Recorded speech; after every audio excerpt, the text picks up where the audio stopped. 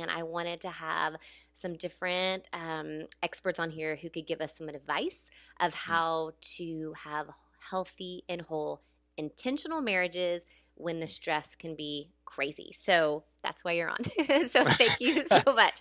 I am happy to No contribute to the pressure, no pressure. conversation. You're here to save all the marriages, all the marriages. Um, so That's why I you, got into the field. I now know that I can't do that, but I did think that at one point that was my I'm job. So sure that you did. Well, yes, you did. In your book, you kind of talk about that. yeah. And now you've been married for how long?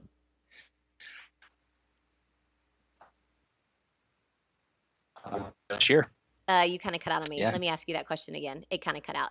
So you've been married for how long sure. now?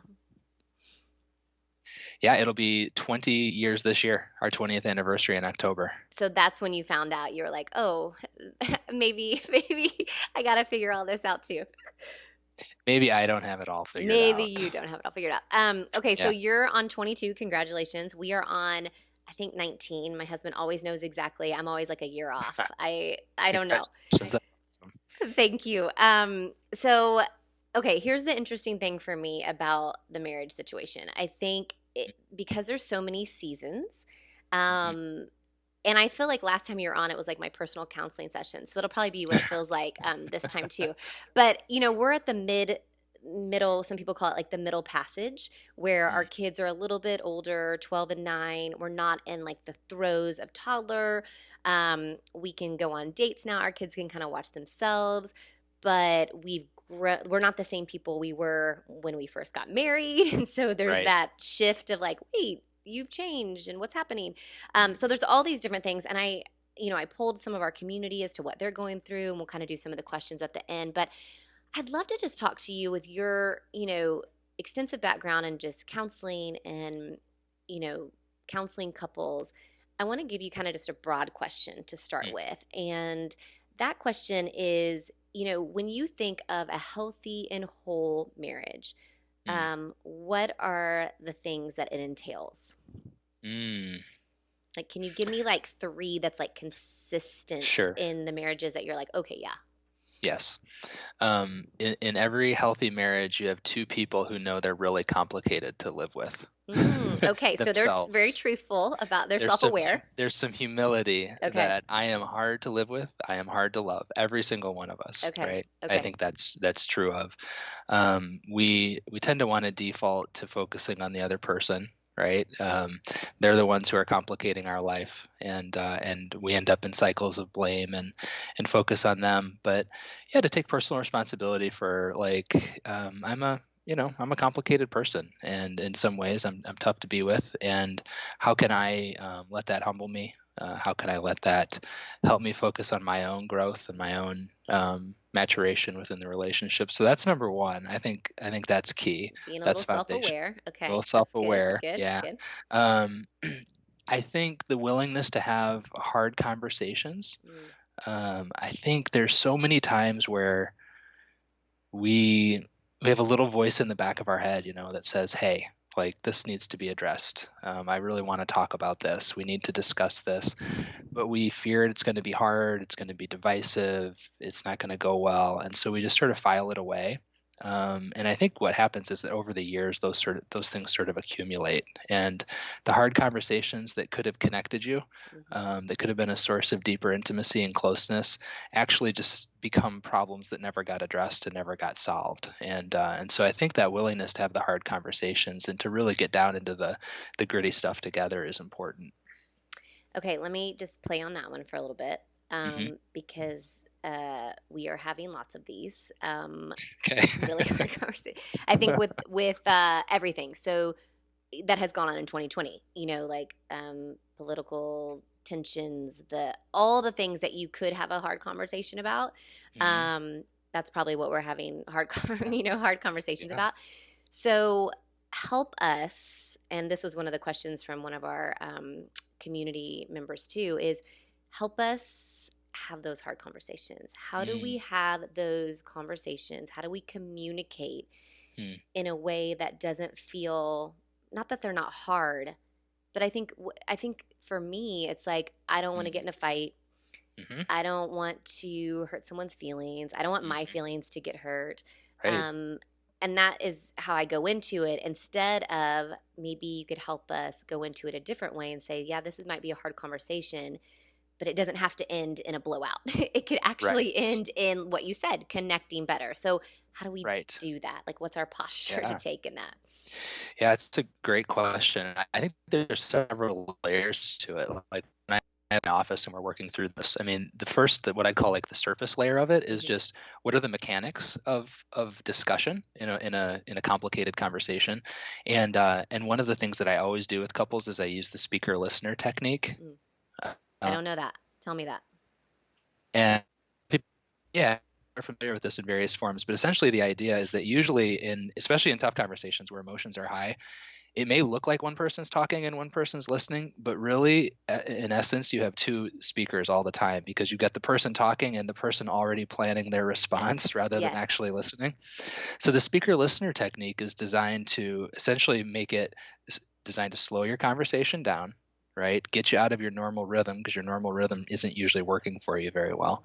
And so what I do is I give someone like something tangible, an object to hold, usually something soft in case they get frustrated and toss it. Um, like a soft coaster, like a cork coaster or something. Right.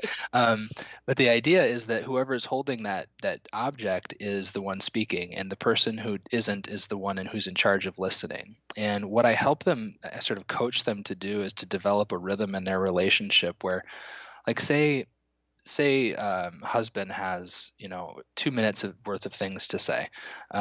What I'll do is I'll try to coach husband into breaking that up into maybe four different speaker turns, and then take a break and give his partner a chance to paraphrase back what they've said. So what I'm hearing you say is this, and the really hard part about that moment is that you have to edit out all of the things that you're wanting to say already, Yes. all of your sort of more extravagant interpretations, and you Yes. have to just say, in my own words, this is what I heard you say. And then husband gets to continue, and then partner paraphrases until the husband feels like he said everything he needs to say, and then the floor can change hands and the partner can have a chance to respond. And so until eventually this becomes sort of more habit, and it becomes sort of an unconscious skill that couples can engage in, but at first we're really pretty consistent with using that floor that passes back and forth. So that's the first thing, is So, is using the speaker listener technique. okay, so in that speaker listener technique, I'm Yeah. assuming that there's no opinions going on when you're listening. So, like, when I say, what I hear Mhm. you say is blah, blah, blah, I Yes. think that is dumb. That would Right. not be a Like, appropriate could time you to say could that. you hold off on that till it's your speaker turn, is what I might say.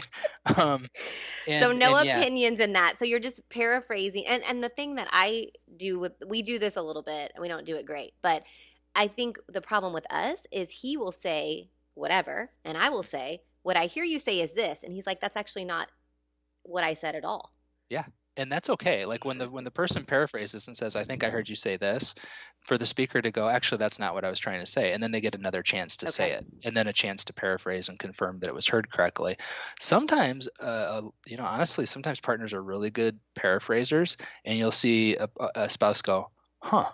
That's not exactly what I said, but that actually gets at it closer. So they actually learn something from Yeah. good listening, Okay. right? About how Okay. they think and feel. And so yeah, I think that piece is really an essential piece. If you aren't slowing down enough to find a new pattern of communication, it's hard to get to the stuff that's underneath the surface and deeper than that. How do you, so just talking still in communication, how do you not be defensive? Like you just, like you said, like one of us is already Yeah. making our defense. How do we speak to the other person? Like, let's say someone hurts our feelings and we Yeah. want to tell them, but then they're already defending themselves immediately. Yeah. How Yep. do we do that in a way that is, I don't know, kind, Mm, but also yeah. tells them this actually really did hurt my feelings? I think another piece that's important to say, and I'll address that, is that in this speaker listener phase of communication with couples, we ask them not to engage in any problem solving. A lot of couples will want to jump to Okay, problem that's solutions, good. right? And so, like, I often frame it as like, sort of, this is the discovery phase of the trial. We'll come to a verdict about what should be done later, but this is where we just submit all the evidence, and the evidence not about each other's guilt, but just like how I'm feeling, my Okay. experience of it, my understanding of this situation. So it's important to hold off on problem solving until all of that information is on the table, because until it's all out there, you don't have all the data you need to make good decisions as a couple. But as you point out, even in that discovery phase, there's going to be a lot of defensiveness that comes up. You're going to want to defend yourself and protect yourself. You might do that in sort of more passive ways, self-defensive sort of ways. You might be aggressive, criticize, and those sorts of things. So to me, that's the second layer. So the first layer is, let's get the right techniques in place. The second layer is, most communication in relationship, most growth, most movement towards health in a relationship is about being aware of one's own defenses and protections and not acting on them. Okay. That moment of decision where you can be aware of, like, oh, I'm getting defensive. And it's a moment of choice once you can be aware of it, of like, if I get defensive like this, we're going to play out the same old script Right. that we always play out. Nothing new is going to happen, right? And if you're engaging in your same old defensiveness, your partner knows exactly what's coming. Yeah. They know what you're going to say, and they've already prepared their defensiveness to your Right. defensiveness. Right. And at some point, you just have to go, like, I'm more tired of it going the same way than I am potentially kind of worried about taking new risks and trying new things and being more vulnerable. So I think so much of relationship communication is about monitoring one's own defensiveness, and instead of protecting, choosing to connect instead. Okay. Yeah. And if my throat's scratchy, by the way, here's my biggest advice to your listeners is, never try a new flavor of kombucha right before you go onto a podcast episode. This is intense. I don't even like I want to like it, and I can't do it. So bravo to you for trying a new Thanks. flavor and drinking that stuff. Thanks. You're welcome. Okay, I'm writing down with my mechanical green pencil that I found. I'm writing all the things down. Okay, so things that make a great marriage, healthy marriage, be self-aware. And I think that's our own work. And you wrote a lot about this in your first book, Loveable, and we talked about this in our podcast, and they can find that. And just kind of how to do the work on ourselves first. Yep. And then the second thing about, like, listening, communicating. Would there be anything else that is a big thing that you see kind of consistent in healthy marriages? Good question. One of the things that I did, in True Companions, I tried to take where Loveable left off and sort of build upon it. And so one of the things that I did was there's 3 parts to True Companions. In the second part of the book, I list out what I see as the 9 core defenses or protections that we bring to relationships, and unpack those. So I hope that that's going to be a way for readers to become more self-aware, so that they can go, oh wait, I'm yesing. I'm peace faking. I'm helicoptering. I'm doing whatever one of your favorite form of defenses, so that they can be aware of it and look for an alternative way to engage. So I loved the titles, the peace faking, the helicoptering. I thought those were good, and I love how those are first before we can be like, oh, we gotta fix our spouse. We actually have to work on us. We have to be aware of that. Yeah, more often than not, the thing that needs to be fixed for both of us is how defensive we are and how disconnected that keeps us. And the defensiveness comes out of a lifetime of not wanting to be hurt and being hurt and trying to figure out ways to not be hurt. So it's understandable and it's ordinary, but we have to be aware of it if we want to connect. You asked me for a third thing. Yeah. If you have one. If you don't, you don't. The thing that comes to mind is, I think so much of marriage in particular is done a disservice by the goal of trying to stay married. I think it's a terrible goal for marriage to try to stay married. It sets a certain minimum standard that then sort of disengages us from the work of relationships, and therefore actually ends up threatening the marriage more. I think a better goal is to try to become better and better friends for the rest of your life. Better companions, closer companions. And then I just feel like the marriage will take care of itself. if that's our shared goal. So that's my encouragement to most couples these days, especially when we're in close quarters with each other, is maybe all that energy that you're pouring into trying to make this marriage just survive. Mm-hmm. What if you just tweaked the perspective on that a little bit, came at it from a slightly different angle and said, what would it look like for us to be better friends at the end of today? How do we Mm-hmm. get there? And take it day by day in that way. I like that. That breaks it down instead of having this huge audacious thing that we, have to go after. Or yeah, Yes. I want a thriving marriage. We've been married 19 Yes. years and it's been great. And like, if Hmm. it's not, there hasn't been a lot of turmoil or those things, but every day Right. I don't want to just stay there. I want to Right. make it the best. And that's kind of my personality anyway. With that, the Enneagram that I am is like, oh, I want to make it, I want to make it the best, but I really strive to make it where we love it. Like, it's not just, oh, we're married. Yes. But it's like, I That's right. love, being married to you. And I think we can get into the habit of whatever. And if you've been married, longer than 10 years, there's some other things that you have to do to Right. make sure that you are thriving. Um, Absolutely. do Yep. you have any things on that? Like as you've been married for a while, what are some Mm, things that help, you know, help you sustain? But I don't even yeah. like that word really. I would say, thrive Yeah. and Yep. continuing pursuing, I love greatness. that word thrive. I love what that calls us to. I think it's a beautiful vision for marriage. Um, I think one of the biggest threats to, I think what you're describing is a marriage that finds itself in that middle sort of lull, Mm-hmm. right? Where we don't have anything catastrophic going on in our relationship, but we're just sort of inclined, like inertia just is sort of keeping us at a place that is definitely not thriving. And I think one of the most common causes of that in marriage is it's actually a neuropsychological phenomenon called habituation. And what habituation is um, it's basically like when you're exposed to a stimulus over and over and over again, your brain actually turns off your awareness of that stimulus. So like, when I put on this shirt this morning, I could feel it on my skin. I haven't felt it, literally haven't felt it all day, right? Or like you light a candle in a room and for the first 15 minutes you're like, oh, it smells so good, right? And but then at some point you just don't smell it. You Yeah. literally don't smell it Right. anymore. But then someone walks in the room and is like, oh, it smells good in here, and you're like, oh, yeah, I guess it sort of does. That's habituation. You're Okay. basically there. You only have so much bandwidth to process what's going on around you, that your brain is designed to, once it's identified that something that is constant is also safe for you, then it says quit paying attention to that.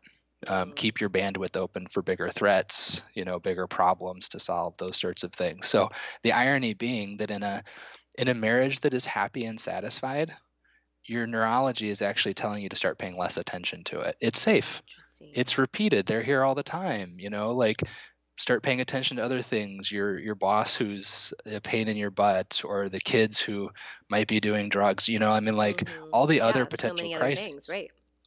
And so that habituation to me is a real threat to lifelong relationships, because we begin to take each other for granted, not because we're like bad people or because we don't care, but because our nervous system says don't pay attention. And so what we have to do actually is daily resensitize ourselves to our companions, like unhabituate to them, figure out a way for them to feel fresh and new to us every day, which is part of what I discuss in True Companions, is a perspective that can help us do that. But I think we all need to come up with our way of making sure that we are, every day feels like lighting a new candle in the relationship, right? Give me an example of that. Give me one of the things that you talk about. Well, I think the big one is, and this is a big one, is there's a line of research actually that shows that when you're not aware of how transient and temporary and fragile everything is, that you cannot help but focus on those other things, Mm, expanding your influence, meeting more people, achieving things, yeah. accumulating things. But when life, whether it's through some sort of, difficult event, or as you naturally age and sort of the horizon of your life starts to draw nearer, Right. you that experience actually, this research was done by a psychologist named Laura Carstensen at Stanford. That experience literally primes your fragility, she says. And when your fragility is primed, your priorities shift Mm, towards what's in front of you, enjoying ordinary everyday pleasures, hmm. and being people who care. So, one of the perspectives that I share in True Companions is the importance of actually priming our fragility on a Okay. regular basis, right? And going, this is, even if this goes right. You and I are at 20 years. Right. My wife has grandparents who just celebrated their 70th anniversary. Mm-hmm. Um, he actually called me earlier today. Her grandfather. I'm going to call him later today. That means she and I have 50 years. Mm-hmm. That's not that much. No. That's not that much. I mean, that's going to go by. I know how Yeah. fast the first 20 went Right. by, right? Right.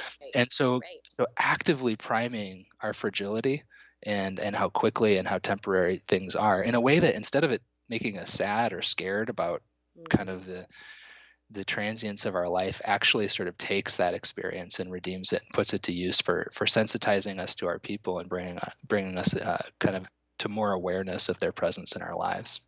I think that goes for so many things, like your kids, your spouse especially. But recently, I read a book of someone who lost their spouse, Mm, and that, like, even after reading that, and we've had, friends in the last couple years, a dear friend of mine who passed away, and her mhm. husband and children are left, and like those moments and reading Yeah. about some of those things make me kind of hone in to what's really Mhm. important, and that That's the right. things that Grant and I are miscommunicating on, or that we think seem Mhm. so important, we have to get our point across, like at the end of the day, it Yeah. doesn't matter, like we're not going to be remembering this conversation.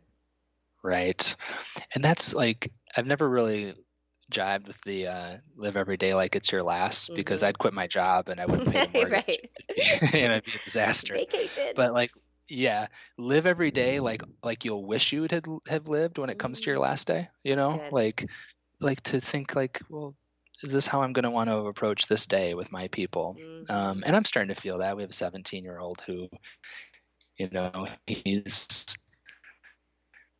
going to college, going to go move into Chicago and try his hand at comedy as soon as he graduates high school, which means we have 16 months left with him, Wow. and I can already feel the fragility of our time being primed with Mm-hmm. him. And I'm already becoming more aware of him every moment, and grateful and appreciative and attentive to him.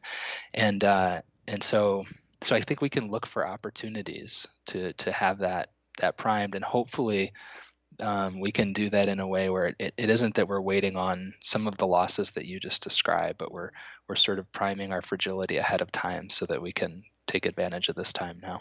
I like that. I'm kind of going to switch it to the negative. Sure.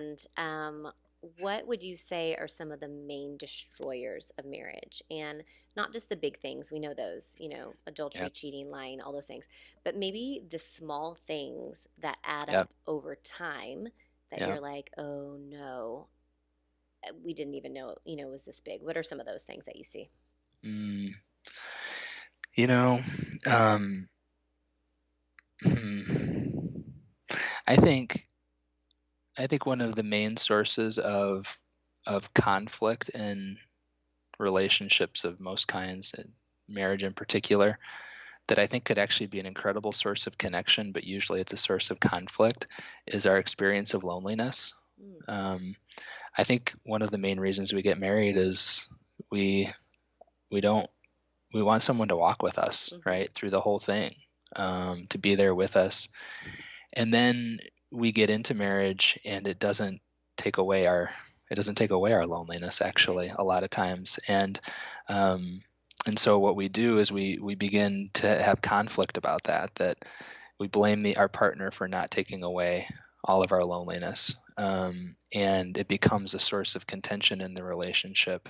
One of the things I talk about in True Companions is that our loneliness, it's a power. I mean, here, I'm going to give you an example of speaker listener, Okay. because loneliness it's a word with a lot of baggage, right? Yes, yes. And so I had a couple in the office, and this is more a story about the importance of words and how we can have different connotations that go along with them. I had a couple come in the office. This was a decade or so ago, and they had been doing really well, but they were having a fight about whether or not to put a TV in the living room. Mm-hmm. And so I had them doing the speaker listener technique, and they were going really slowly. And because of that, I noticed something, and I stopped them and I said to him, I said, "Can you describe the living room to me? Like, what's in it? How's it? It's living room. That's the family room." And he's like, "No, that's the living room." She's like, "No, that's the family room. We can put a TV in there. That's fine." Right. And like it was that simple. Like That's they amazing. to slow down long enough to Yeah. realize they were describing two different spaces. But like I think when I say loneliness, I'm describing a very different space within us than most people think of when they think of loneliness. I think the loneliness, as most people think of it, is a space that's decorated with all sorts of painful experiences like abandonment, the times we've been abandoned or left alone or neglected or rejected, shame, times we've been told that we're no good.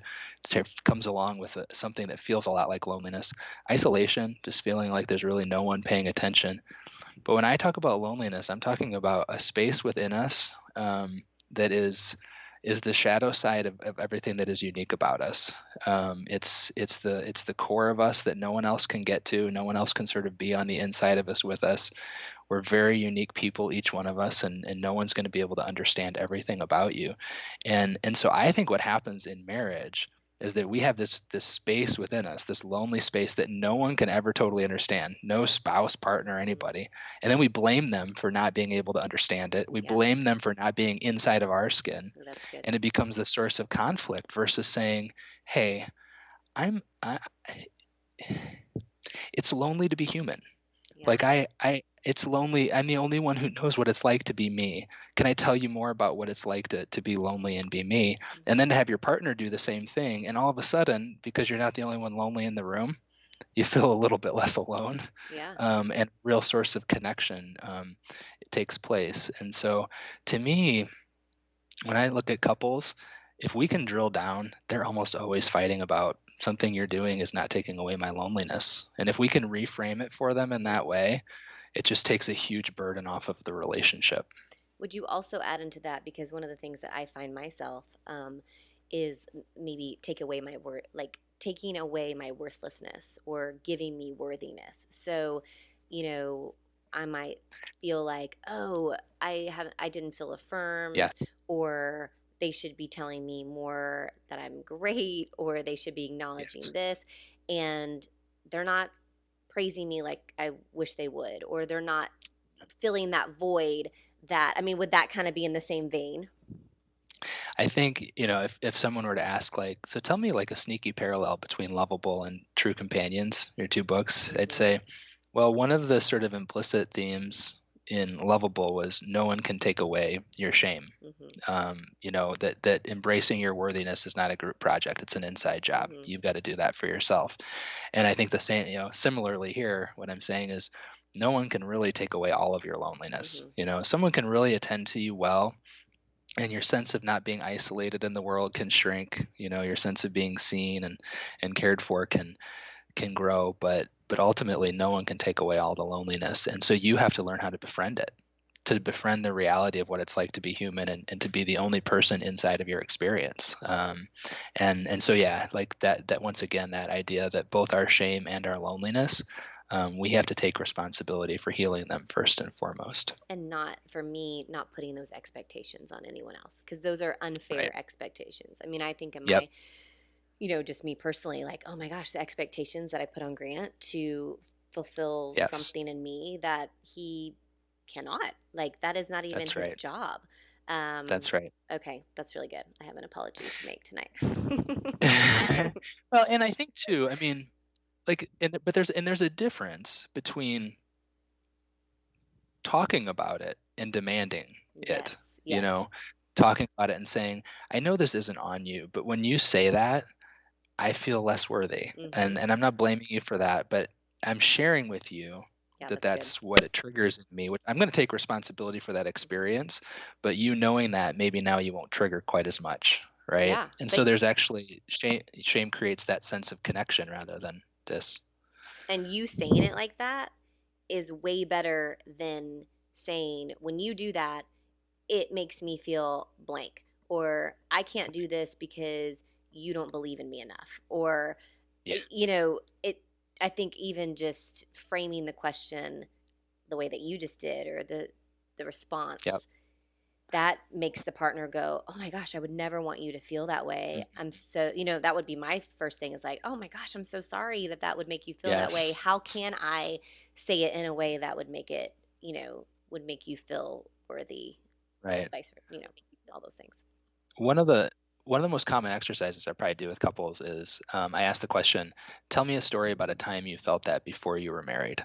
Mm. Because somehow we developed this idea that we entered into marriage like a blank slate, and so if I'm feeling any unworthiness, it must be you causing it in me. Mm. But if we can connect back to times that we felt that sense of unworthiness before the marriage, recognize it as sort of baggage that we brought into it, then it takes some of the blame immediately away from our partner, and it Yeah. does open up the possibility of saying, "You're stirring up this in me, at least." Yeah. So I need you to know how it's stirring it up. I'm not blaming you for causing it, That's good. but you know what you're doing can tend to evoke it at times. That's good. Okay, kind of as we finish up this one, I want to ask you, are there any tangible things like we could work on right Mm, now or this week, yeah. that we could put into our calendar, our schedule, to just keep our Mm, marriages healthy, proactive? I know, you could say a mm, date night, you could say these, but maybe something that it really is intentional, that we could be thinking of as we wherever we are in our marriages, whether we're in a really hard spot or we're in like a lull, or we're in the right. first stages, just something proactive that we can be working towards. Yeah.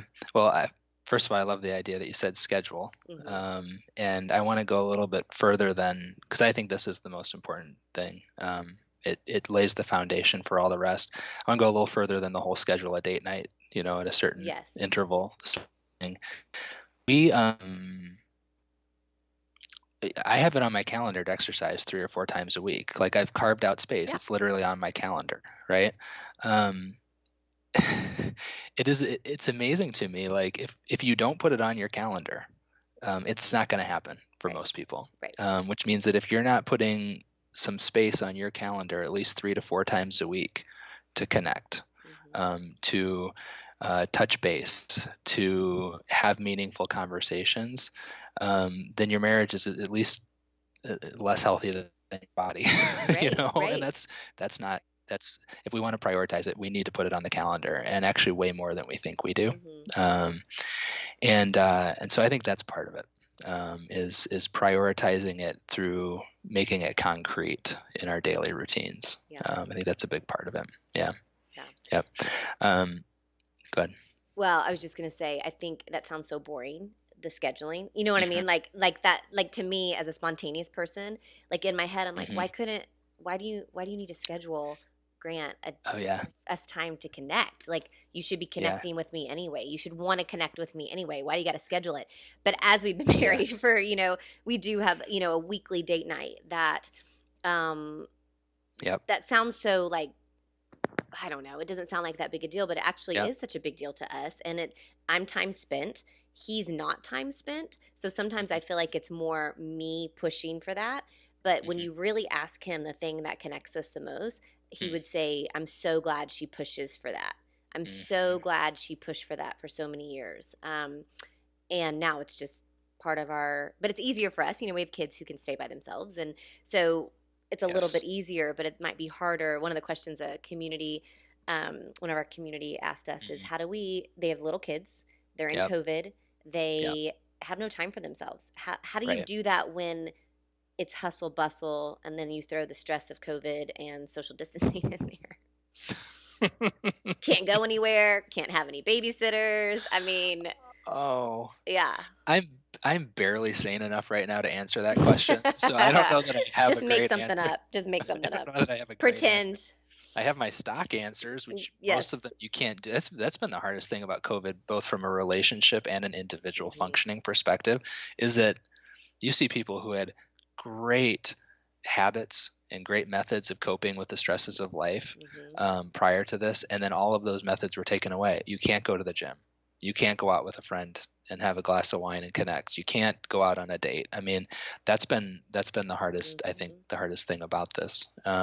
Generally, outside of COVID, I recommend if couples can afford to, or if they have family members who can help out. I actually was taught this by a couple that I was seeing. They did this and we adopted it and it got us through some tough years.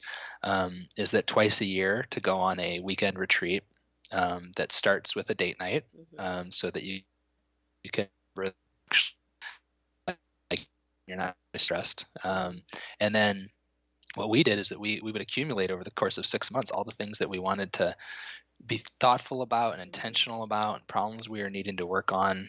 We had a list for each kid and a list for our marriage, and we'd sort of take that to the second day of our retreat and work through that, recognizing that we wouldn't get through all of it. But those 2-day retreats twice a year were huge. That's awesome. So I'd definitely encourage couples to consider that. Again, you can't do that right now, Right. um, and that's a reality. Um, I I know that scheduling 2 or 3 times just to touch base throughout the week and connect in small ways seems sort of could sound rigid or burdensome. But Mhm. one of the more common questions I get is, how do you make date nights better? Because like we seem to get to date night and then we got all this stuff we've got to talk about, Mhm. and my answer is like, Friday night date night starts on Saturday morning of the previous week. Mhm. You got to go to that date night already feeling a little connected, Yeah. or you've got too much ground to make up in one Yes. night and it puts too much pressure on it and it ruins the Right. night. So I think that those check-ins do help to make date nights even more successful. Um, I mean, my personal answer right now for COVID is, we go for lots and lots of walks. And but again, that's like if you've got young kids at home, Yeah. I don't even think that that's available You to could you, put like right? earphones on, like Bose headphones on them so they can't hear, and then you're just walking. You're walking. There you go. I mean, there is a reason screen use is up There you 57%. go. Right. Who It's even because cares? Right. go sit in front of the screen sitter Yes. um, and we'll have our space here. It's a challenging time, and I hope that couples hear that there's no easy answers to right now. Don't judge your relationship based upon how you're functioning, right? It's like That's it'd that's be like that's judging good. right? Like Yes. if you judge your relationship, okay, so you 1 month old still not sleeping through the night, Mhm. and their 1 month old is waking you both up every you know 30 minutes. Don't judge yourself on how you're functioning at that point in your Yes. marriage. It's That hard. Like, that I think give is yourself time to recover. the freedom pass right there. I think what you just said was so important. Do not, because for a person like me who lives kind of in that moment, in the like Mhm. if something crazy is happening in that moment, I just assume like, well, that's just how it's going to Mm, be. That we just must yep, be this broken. We must yep, just we it's never gonna get better. You know, like because I'm that's such right. a feeler in the moment. Whereas like my husband Mhm, can look outside of it and be like, babe, like this is just a drop in the hat. Like this is just a, mhm. but because of our personalities, Sure. it seems so much bigger to me. And I get Yep. so stressed about it. And so I think what you just said right there will put so many people at ease to say, give yourself a pass. Like what you're Mhm. going through right now is not forever. Right. And even not even just COVID, but like I always tell young couples with babies, I'm like, this is not forever. Like the way that you feel Right. right now, I promise, like for me, it gets better. Like I'm not a toddler mom. And so it was survival for me. I know people don't like to say that word. Like you can thrive. I get all that. But like for real, it was survival to me. It wasn't my Totally. favorite moments. But now in this season, it's like for me with the kids, it's this is my Mm. season right now. I mean, Yep. I love it. They're older. Yep. It's the best. So I like to And tell people it ebbs and flows. one of the most common things I hear from couples who have come out of that I think it's okay to say torturous Yeah. early parenting years where you're exhausted all the time and you're like literally having to do everything for another human being. They always say like we didn't realize how tired we were till we started to Yes. get regular rest. Like you Mhm. don't even realize how bad it is. You know, it's like I don't know what I'm going to do and Yeah. how I'm going to get through this, but you don't realize how bad till you get to experience it better again. And I think the same is going to be true for COVID. We all know this is hard. Yeah. A year from now, 2 years from now, we're going to realize just how hard it was. So yeah, Yeah. yeah, like you said, don't judge your relationship based upon how things are going right now. That's good. Okay, I'm going to end on that because I think that is the perfect tie up to it. And then we're going to have you back next week, and we're going to be talking about one of the chapters and one of the things you talk about that really resonated with me, which is compromise. How do we Mm, compromise without losing, you know, ourself? And I wanted to end with just one of the quotes that you said because I think it's just something that we can think on mm, as listeners. And one of the quotes in your book, it says, "Companionship isn't flashy, it's quiet and plotting and nourishing."